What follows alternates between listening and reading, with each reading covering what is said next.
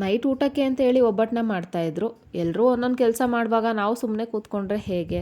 ನಾನು ಸಹ ನನ್ನ ಕೈಲೇನಾಗುತ್ತೋ ಆ ಕೆಲಸಗಳನ್ನ ಮಾಡಿದೆ. ಅಡುಗೆ ಕೆಲಸಗಳೆಲ್ಲ ಮುಗಿತಿದ್ದಾಗೇ ಆರತಿನ ರೆಡಿ ಮಾಡಿಕೊಂಡ್ರು. ಆರತಿಗೆ ಪೂಜೆ ಮಾಡಿ ಮರಿನ ಒಪ್ಪಿಸ್ಕೋಬೇಕಾಗಿತ್ತು. ಮರಿನ ಕರ್ಕೊಬಂದು ಅದಕ್ಕೆ ಪೂಜೆ ಮಾಡಿ 1 ಅವರ್ ಆದ್ರೂ ಮರಿ ಮೈ ಕೊಡೋಲೇ ಇಲ್ಲ. ಒಳ್ಳೆ ಟಗರು ಪಲ್ಯ ಫಿಲಮಲ್ಲಿ ಎಲ್ಲರೂ ಕಾಯ್ಕೊಂಡು ಕೂತಿರೋ ಥರ ನಾವು ಮರಿ ಯಾವಾಗ ಮೈ ಕೊಡುತ್ತೋ ಅಂತ ಕಾಯ್ಕೊಂಡು ಕೂತಿದ್ದೇ ಆಯಿತು. ಮರಿ ಒಪ್ಕೊಳ್ಳೋ ತನಕ ಯಾರೂ ಊಟ ಮಾಡೋ ಆಗಿರಲಿಲ್ಲ. ನನಗಂತೂ ಹೊಟ್ಟೆ ತುಂಬಾ ಹಸಿತಾಯಿತ್ತು.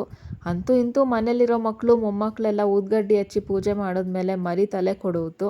ಊಟ ಎಲ್ಲ ಮುಗಿಸಿ ಒಂದು ನಿದ್ದೆ ಮಾಡೋ ಅಷ್ಟರಲ್ಲಿ ಬೆಳಗಿನ ಜಾವ ಆಗೇ ಹೋಯಿತು. ಅಡುಗೆ ಮಾಡೋದಕ್ಕೆ ಅಂತ ಹೇಳಿ ಭಟ್ರು ಬಂದಿದ್ದರು.